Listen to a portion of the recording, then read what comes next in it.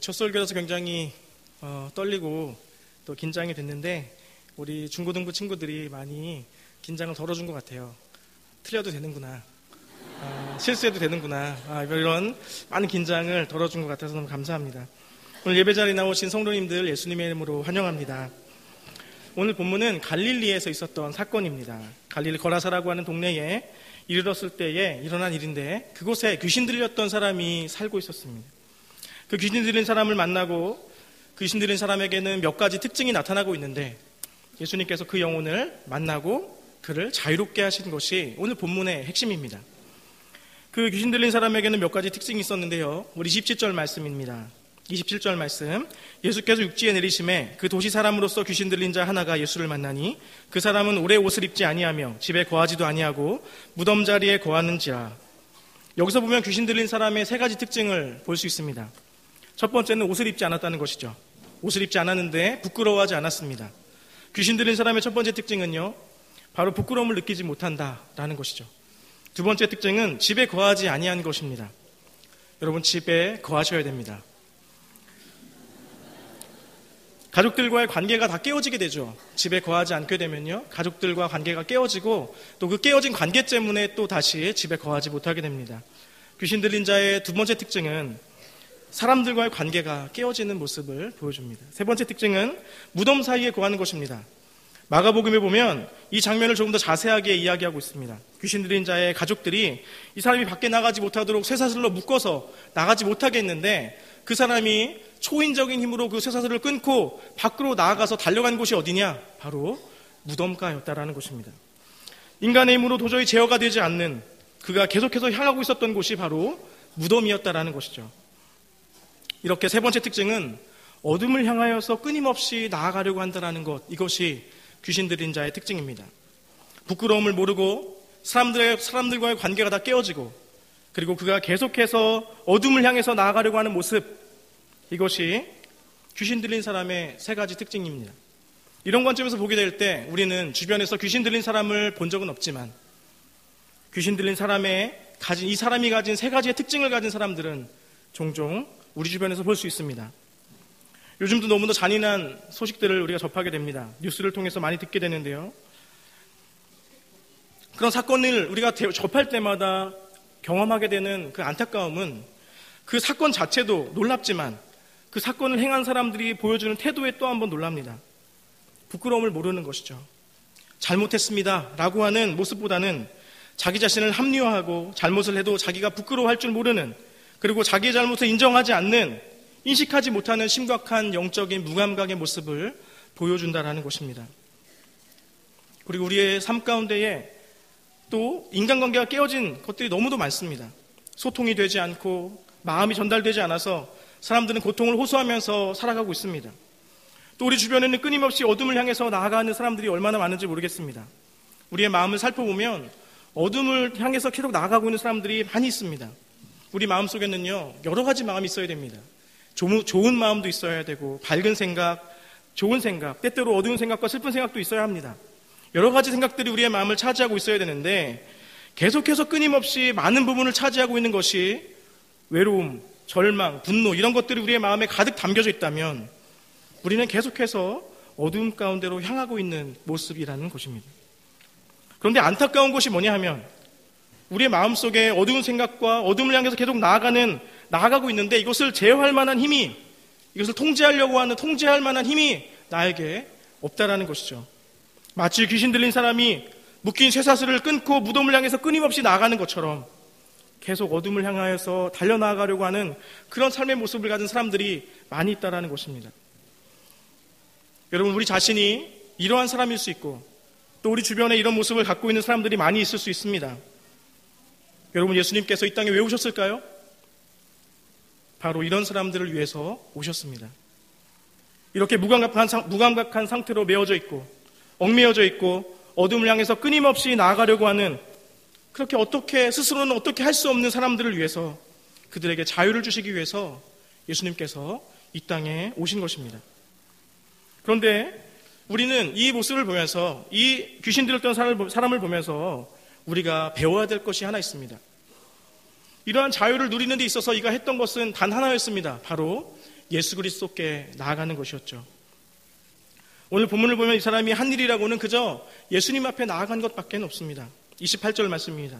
예수를 보고 부르짖으며 그의 앞에 엎드려 큰 소리로 불러 이르되 지극히 높으신 하나님의 아들 예수여 당신이 나와 무슨 상관이 있나이까 당신께 구하노니 나를 괴롭게 하지 마옵소서 하니, 이 귀신 들린 사람이 새롭게 되어지는 출발점은 바로 예수님께 나아오는 것에 있었습니다. 우리가 매이고 묶인 삶을 살아가고 있다면 우리가 해야 될 일은 예수님께 나아가는 것입니다. 만약에 여러분 주변에 그런 사람들이 있다면 그 사람이 예수님께 나아가도록 길을 열어주는 것, 그것이 우리가 해야 되는 일이라는 것이죠. 저는 이 시대 속에서 예수님께 나아가는 정말 가장 기본적인 길은 예배라고 생각합니다. 예배의 자리로 끊임없이 나아가는 연습을 해보시기를 권면합니다. 주일 예배뿐만 아니라 수요 예배, 금요 기도회, 새벽 예배라든가 이렇게 예배의 자리 가운데에 여러분의 삶의 문제를 가지고 주님께 끊임없이 나아가는 것이 여러분의 삶을 올가매고 있는 모든 것에서 해결되는 중요한 출발점이 되어진다는 것을 믿으시기 바랍니다. 그러나 우리가 주님께 나아가는 데 있어서 완전한 자유를 얻지 못하게 되는 모습이 있습니다. 오늘 이 사람에게도 이 사람의 모습 가운데에 또 그들을 주변의 상황 가운데에 그가 하나님께 나아갔지만 온전한 자유를 누리지 못하고 있는 모습들을 보여주고 있는 본문 말씀이 오늘 등장합니다.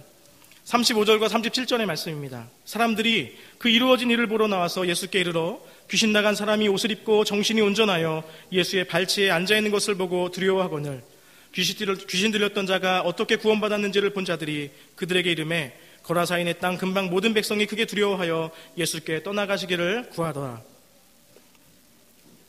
오랜 세월 동안 자기의 몸을 다 상하게 만들고 사람들과의 관계가 다 깨어지고 끊임없이 어둠을 향하던 사람이 온전한 사람으로 돌아왔습니다. 이것이 얼마나 기쁜 일입니까?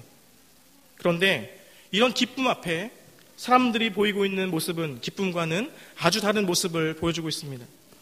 보통에 우리가 정말 늘 안타깝게 보고 있던 사람이 온전해진 모습으로 나올 때 우리는 그것을 기쁨으로 받아들이지 않겠습니까? 보통의 반응은 예수님 우리와 좀 함께 있어 주십시오. 예수님 하나님의 은혜를 우리가 더 경험하기 원합니다. 더 치유받기 원합니다. 우리와 더 함께 해주십시오가 아닐까요? 그런데 여기 거라사 지방의 사람들은 그 기쁜 일을 뒤로하고 우리 마을을 떠나달라는 것입니다. 그 이유가 뭐냐 하면 돼지떼가 몰사했기 때문입니다. 마가복음에 보면 이 돼지떼가 2,000마리 정도 된다라고 얘기하고 있는데요. 이 돼지 2,000마리가 이 마을에서 얼마나 중요한 경제적 가치가 있었겠습니까? 돼지 2,000마리가 죽은 것, 그 2,000마리가 죽어버리자 마음 가운데에 예수님이 우리와 함께 계시다라고 하는 기쁨이 사라지게 되는 것입니다. 자기가 소유하고 있던 돼지가 죽었다는 경제적 손실의 안타까움이 사람들에게 자유를 가져다 줄 예수님에 대해서 거부감으로 자리하게 되었다라는 것입니다. 오랫동안 고통받고 있던 그 사람이 해방을 경험하였는데 그 기쁨보다도 돼지 2,000마리의 잃은 것에 대한 슬픔만 남아있는 모습입니다. 우리를 좀 돌아보면 좋겠습니다. 예수님이 이 땅에 오심과 우리와 함께 하심과 예수 그리스도로 말미암아 한 영혼이 자유케 되어지는 일보다 우리의 마음을 더 빼앗아가는 것은 혹시나 돼지 2,000마리가 되진 않고 있습니까? 이 시대에도 동일하게 한 영혼이 주님 앞에 돌아오는 것을 기뻐하는 것보다 자기 재산이 없어지는 것, 하나님의 일을 위해서 어떻게 살아갈까 하는 관심보다 내가 어떻게 하면 내 소유를 더 늘릴까, 거기에 대한 관심이 우리에게 더 많이 있지 않습니까? 여러분, 우리의 관심이 어디에 있습니까? 한 영혼이 주님께 돌아오게 되고 내가 어떠한 희생을 치르더라도 내가 가지고 있는 돼지 2,000마리에 귀신이 다 들어가서 그 돼지가 다 죽게 될다 할지라도 귀신 들렸던 그 한 영혼이 주님께 돌아오게 되고 억압 가운데 있었던 그 영혼이 자유케 되어지는 일을 내가 더 소원합니다라고 하는 고백이 우리에게 있습니까? 저는 이것이 우리가 회복해야 되는 정신이라고 생각합니다. 여러분, 우리 인생 가운데 하나님의 역사가 다시 한번 불붙기를 원한다면, 이 암흑의 시대 속에서 다시 하나님의 역사가 이곳 가운데 불붙기를 원한다면, 우리 그리스도인들이 해야 될 일은 하나님이 기뻐하시는 한 영혼이 돌아오는 일에 주님, 내가 어떠한 희생이라도 치르겠습니다. 이렇게 고백하는 성도들이 일어나게 될 때에 성령의 역사가 우리에게, 이 공동체에게 임할 줄로 믿습니다. 저는 이 성탄절을 맞이해서 여러분에게 도전하고 싶은 것이 바로 이것입니다. 예수님의 오심을 생각하고 의미를 바라보고 기뻐한다라고 하지만 여러분이 구체적으로 한 영혼을 위해서 여러분의 것을 희생하는 삶을 살지 않는다면 어쩌면 예수님이 이 땅에 오신 의미는 사라지게 될 것입니다. 예수님 오심의 의미를 우리의 삶 속에 실천하는 것은 거대한 일이 아닙니다. 여러분들이 한 영혼을 돌보는 일에 여러분의 삶을 드리는 것, 그것이 예수님께서 먼저 본을 보여주신 모습이라는 것입니다. 그리스도인들은 저마다 한 영혼씩 붙잡고 여러분의 것들을 희생하면서 나눠주고 시간을 내어주고 물질을 드리고 사람들의 이야기를 들어주고 내가 경험한 예수님을 그저 전하는 일들에 여러분의 인생을 사용하게 되고 그렇게 하나님께 드리는 삶이 되어질 때 하나님께서 우리를 기쁘시게 받으시는 인생이 되어질 것입니다. 여러분, 우리가 이 크리스마스의 의미를, 예수님께서 오신 성탄절의 의미를 마음에 새겼으면 좋겠습니다. 자유케 하러 오셨고 또 한 영혼을 돌보러 오셨습니다. 우리가 이 추워져가는 이 계절에 하나님께서 나에게 부여주신 한 영혼은 누굴까? 내가 누군가의 삶 가운데 조금이라도 유익을 끼칠 수 있는 그 사람은 누굴까? 돌아보시면서 올겨울 더욱더 따뜻한 성탄절을 맞이하시기를 예수님의 이름으로 축원합니다. 기도하겠습니다.